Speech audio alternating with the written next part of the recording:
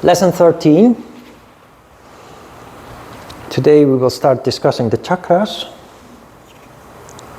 And we start not with Muladhara chakra, the chakra at the bottom. We start with Ajna chakra, which is the mental body. And the reason why we start with Ajna chakra is because it's the most important chakra. The system of yoga is designed in such a way that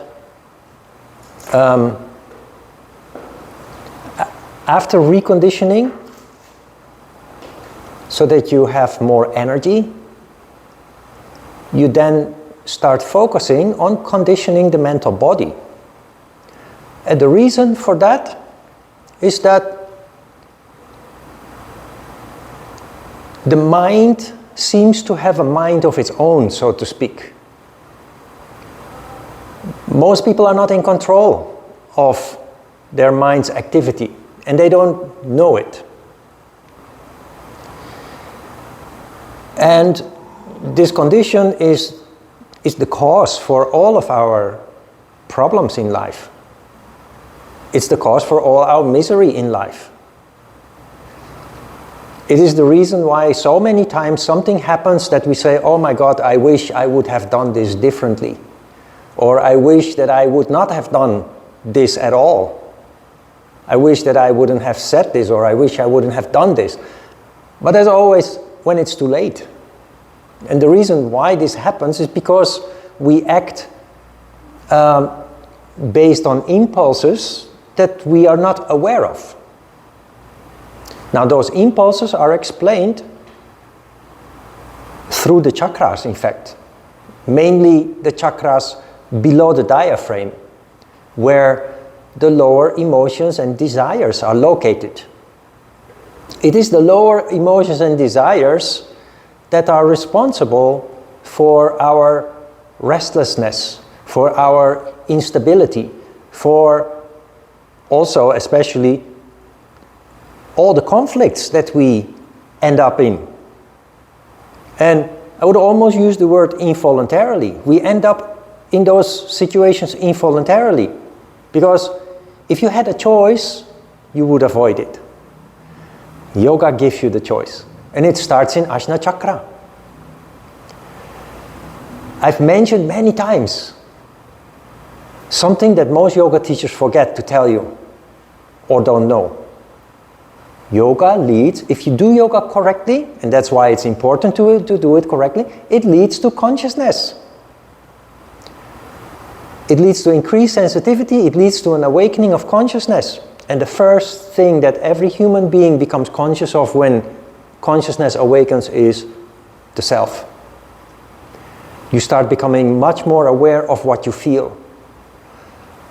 And also the fact what you don't want to feel. And you realize that what you feel is caused by circumstances. And then you realize that what you don't want to feel, unpleasant things, conflicts, sadness, misery, anger, that is a choice. It is a choice in the first place that you can avoid situations that cause these kind of sentiments. But it's also a choice that when dealing with those kind of sentiments, emotions, that you can turn them into something constructive, into something positive. Instead of just suffering from it, you start learning from it. You start extracting valuable lessons in life from it. Because you ask yourself, why am I feeling like this? What caused it? And more importantly, what could I have done, or what can I do next time to avoid it? So Ajna chakra is important in this sense. Now Ajna chakra is a mental body that is in and around the head. It has an energy ball approximately 60 centimeters in diameter.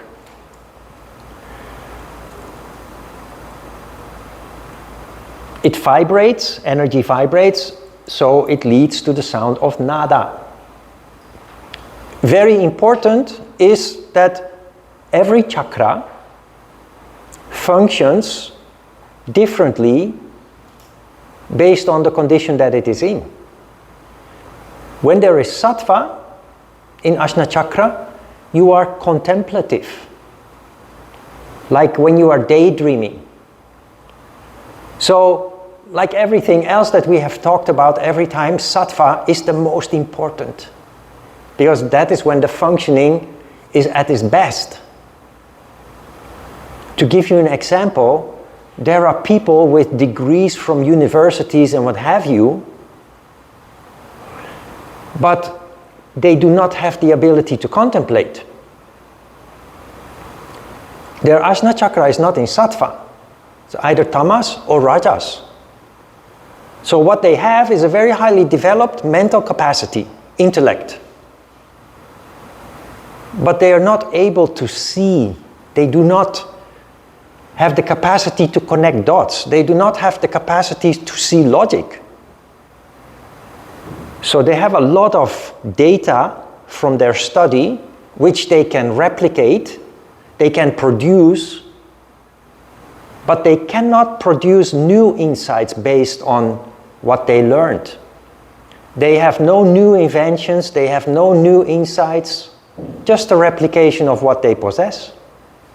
Genius occurs when you have a strong mental capacity, intellect, combined with sattva, allowing you to have vision, allowing you to have deep insight, allowing you to see the law of cause and effect, allowing you to see that everything is connected. That is where real science begins. Real science is not possible only with mental capacity, intellect. A study is useless, well, not completely, but let's just keep it simple. A study is useless if you cannot do something creative with what you are learning.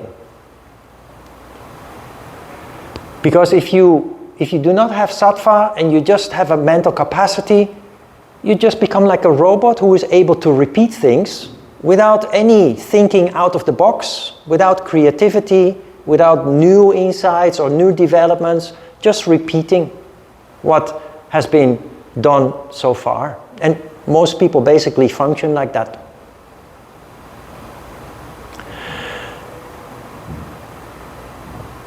The whole system of yoga is designed to achieve sattva, so that the best qualities of the practitioner will manifest.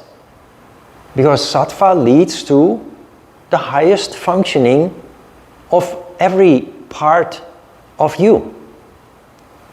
And in Ajna chakra, it leads to intuition. The things that we have talked about when we talked about the crown chakra. Ajna chakra allows you to investigate the self.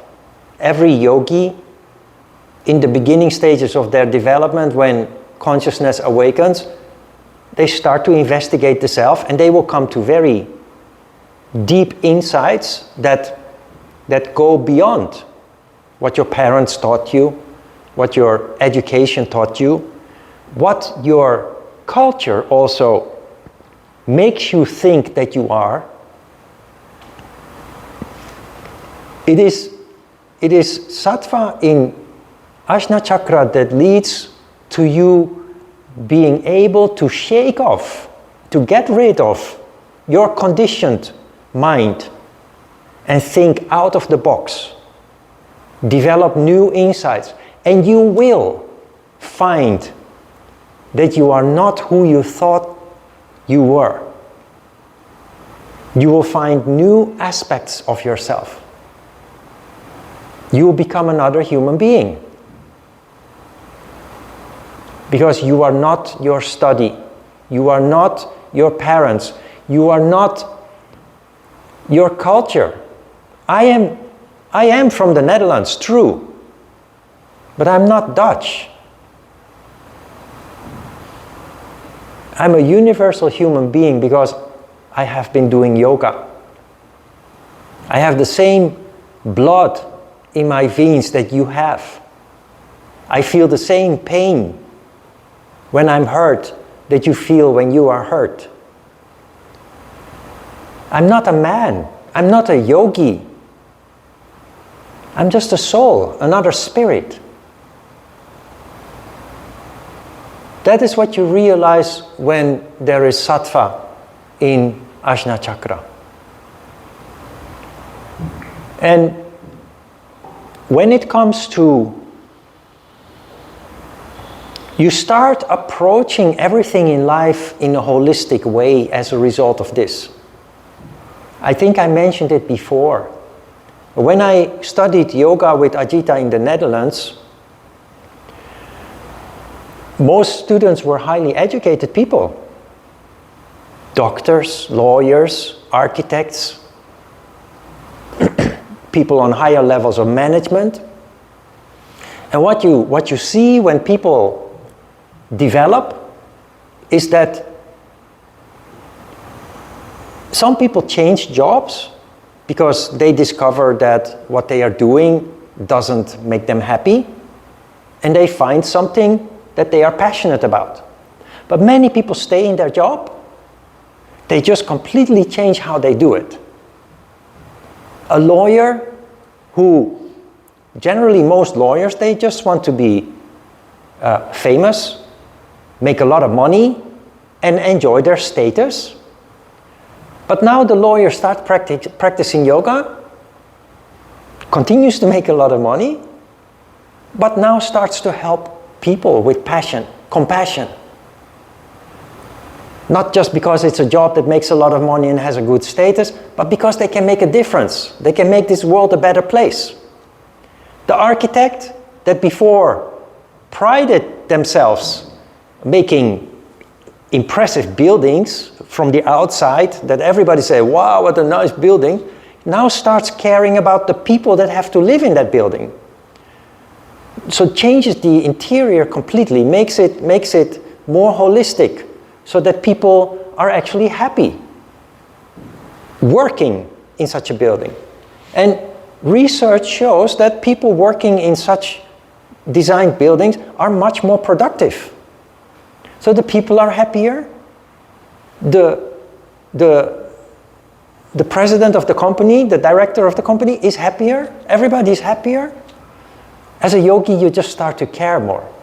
On a small scale, on a personal scale, you start to pay much more attention to the well-being of the people around you, the family members, colleagues, and what have you. You just naturally become a more caring person. Whether it's the environment, people, animals, all. That's a natural result of this development. So instead of a two-dimensional human being, you become a three-dimensional human being. And the word holistic is appropriate here. So in sattva, just go back to the text, Ajna Chakra expresses itself as observation. Ajna Chakra is what we call the sixth sense, intuition, presentiment, and telepathy. But this only works when the chakra is in sattva. In sattva, the physical manifestation is the cerebellum, which is the small lumps of the brain, where the intuition is located. Now, Ajna Chakra expresses itself in observation in sattva. I have some practical examples of what is described here. When I was in school, when you go to school, you have exam periods. So you study hard for a couple of months, and then you have 1 week that you don't have normal classes. You only have exams. Every day, 1 or 2, sometimes 3 exams. The people are always very nervous when they have exams. They prepare a lot, they try to memorize a lot, and then they arrive at school, and just before they go into the exam room, they are still trying to put more data into their brain. With the result that they black out when they are sitting in front of their exam paper and they know everything. They learned everything. And they sit there and they just don't know what to write down. You know what happened? They crashed their brain. What I always did, and that was before I did yoga, just naturally, I would of course prepare, but the day of the exam, I wouldn't look at my books anymore. I would go to school, I would go to the canteen, get a cup of tea, and I would just sit in the windowsill in front of the window, waiting for the exam to start. I would sit in front of the window watching people pass by, go to the public transport, cars passing by, people go to work. I would just sit there and observe. Now I know what I was doing was being in sattva. And it resulted in being very creative answering the exam questions. Even questions that you don't know the answer, you write down something that you know about the subject. And the examinator, the people that corrects your exam papers, realizes that the answer may not be completely correct, but you know something about it. And you always get points for that. That is because my brain was just working smoothly. So, relax. And that is difficult because you think it's important, I have to pass my exams. But the best way to approach this is the opposite of what everybody is doing. Prepare properly, of course, that is important, but then let it go. Because when you're nervous, your energy is blocked, choked off. And your brain just doesn't work anymore. They call it a blackout. You have a blackout. Many people suffer from a blackout, especially when it is most important. Sattva is maintained if you just relax and just... I was just looking out the window, kind of daydreaming, which is causing sattva. As a child, I've always been sitting in front of the window, looking outside in the street. That was just something I always did, naturally.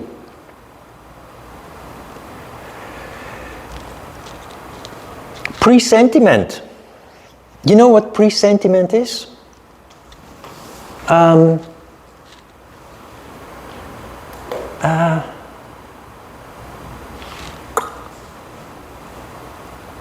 What is the Korean word? Something.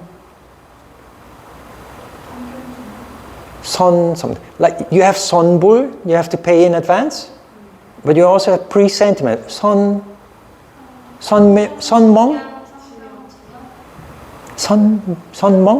No? Yeah, there are probably more different kind of words for it.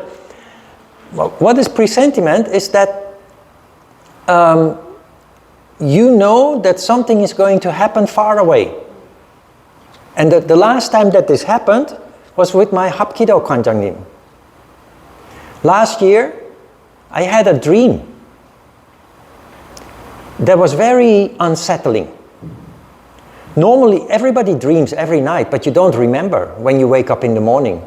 And you just wake up and you go about your day. But when I have a dream that is unsettling, I know that there is a story, that there is something happening. So I called him. It was around Chuseok or Solal. So I called him. And I said, "Hey, Kwanjangnim, how's everything going?" And he said, "Everything is fine." And I said, "You know what? I had a dream. And in the dream something happened with you. So are you sure that everything is fine?" And he said, yeah, nothing happened, I'm fine. And then I texted his daughter, also to say Happy New Year or Happy Chuseok. So I texted his daughter and then his daughter said, "My dad said you had a dream." So I said, "Yeah, but everything is fine, so probably the dream was not right." Then she said, No. Actually, he was playing outside with his grandchild on the mountain, and they were riding sleigh. And he fell down. But he fell down on his head, and he passed out. So they had to call an ambulance, and his tongue was stuck. So he would have died if they hadn't interfered. So he lied. He didn't tell me that something happened. But his daughter told me that. So that is presentiment. And the first time that I had this very strongly was in 1996 when I came to Korea for 3 weeks. I came to Korea permanently in 97, 96. I so clearly remember. I woke up, I was sleeping in a yokwan, and I woke up and I was very disturbed, strongly disturbed, because I had a dream in which one of my brothers died in a crash, car crash. It was winter, very cold, both in Korea and Netherlands, and there was black ice on the road. And my brother, in my dream, my brother was chased by the police. So he was driving very fast and he wanted to turn the corner, but there was black ice, so he went straight and he crashed into a tree and died. At that time there was no internet. International calling was very expensive at that time. So I didn't know what to do, and I just thought, if something serious happened, they will contact me. If he died, they will contact the embassy. But it kept bothering me. And the first thing, when I came back to the Netherlands, I arrived at the airport, they picked me up, and they said, "Hey Ron, do you know what happened?" And I said, "Yeah. Gerard had an accident, right? Yeah, how do you know?" So he was there, he didn't die, but he did have a crash. He was not chased by the police, he was working. He drove a truck to deliver bread. So he was driving a truck. It was very early in the morning, like 4 o'clock, 5 o'clock, and there was black ice on the road. He wanted to turn the corner and he crashed into a tree. The truck is flat, the tree completely entered the cabin, but in a very quick reaction, he pulled up his legs. So the tree didn't hurt him. If he had kept his feet down, he would have been killed. So the reality is a little bit different from the dream. In the dream, your conditioned mind just fills it in. Maybe I watched a movie or something about police and criminals and what have you. So your dream is a little bit distorted, but something really happened. That is presentiment. Another story, my sister. I have 2 sisters, they are younger than me. 3 sisters, but 2 are younger than me. They're both, they're twins. And I had a dream that one of them was raped. So, but they didn't tell me anything about it. And, if something serious happens in the family, they will let you know. So I contacted her and I asked her, is everything okay? And, and then I asked, have you been raped? Did you have sexual abuse? Did you suffer sexual abuse recently? Or then first she denied. Then later she confessed that she wasn't raped, but she had a short affair with a aerobic teacher or a fitness trainer. Then she said, but we only kissed. We only kissed. Nothing happened, they only kissed. So again, the dream is a little bit different. Something did happen. That is presentiment. As a yoga practitioner, you will have this more and more, happening more and more. And it seems like special. It's not at all. Everybody has this ability, provided that there is sattva in Ajna Chakra. When there is rajas in the chakra expresses itself in creation of thought and thought control.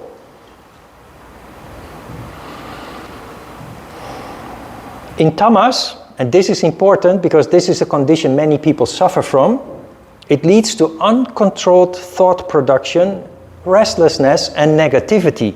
As a result of this, many people suffer from depression. for no clear reason at all. That is because people naturally have a tendency to be in a tamas condition. So most people suffer from negative thought processes leading to depression. It's the reason why practicing yoga makes people feel good. Because the depression disappears.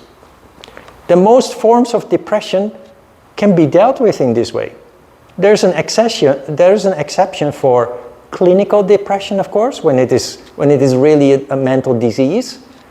But that is only a small percentage of all depressions. Most depressions can be dealt with simply by taking control of the energy condition. Exercise in itself is good for that. Just riding a bicycle, go to the riverside, make a walk, or go to the gym. But the most ideal is, of course, yoga, because it leads to sattva.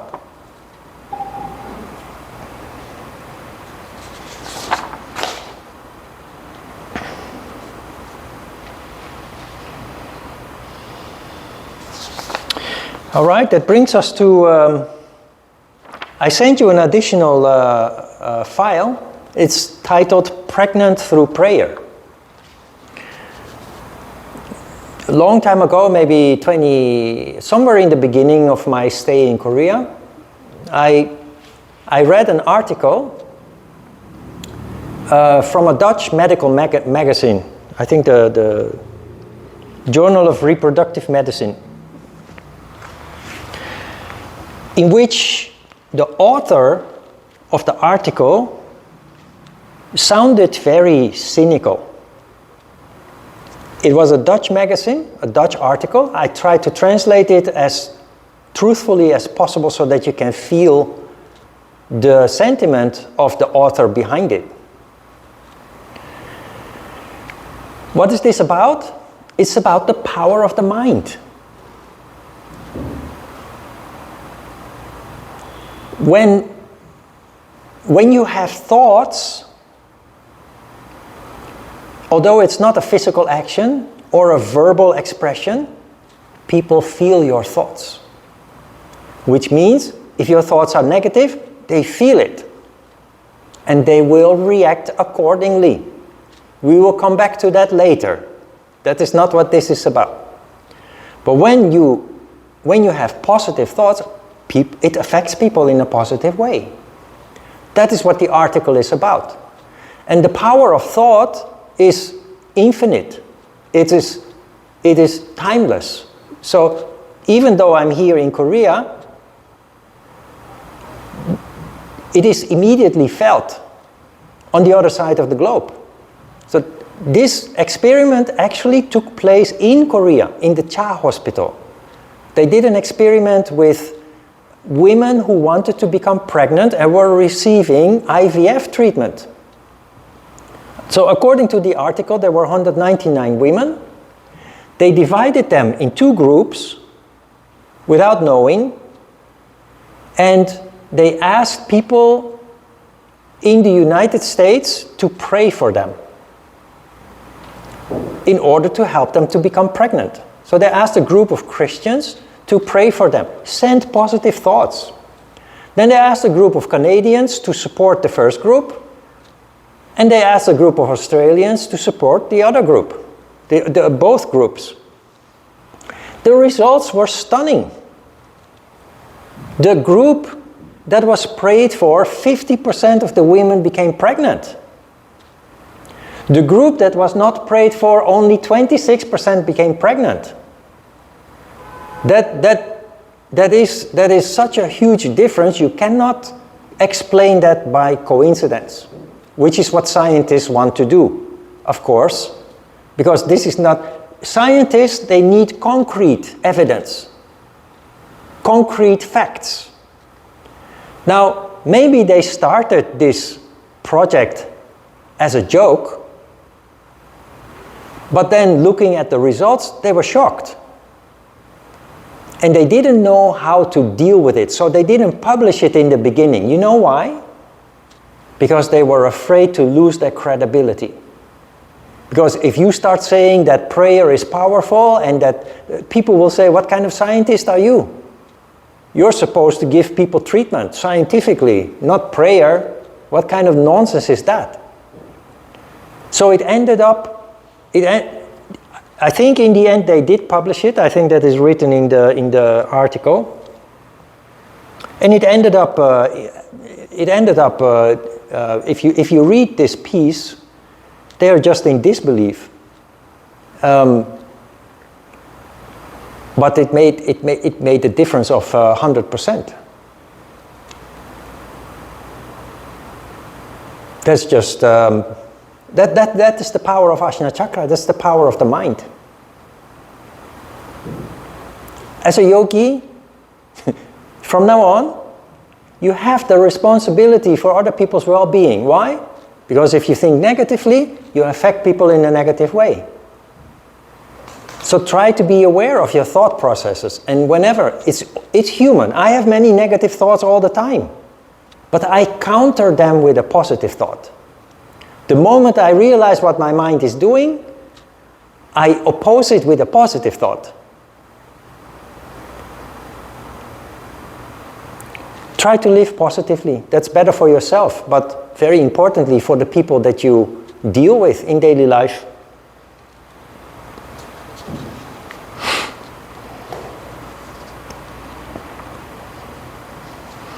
All right, questions?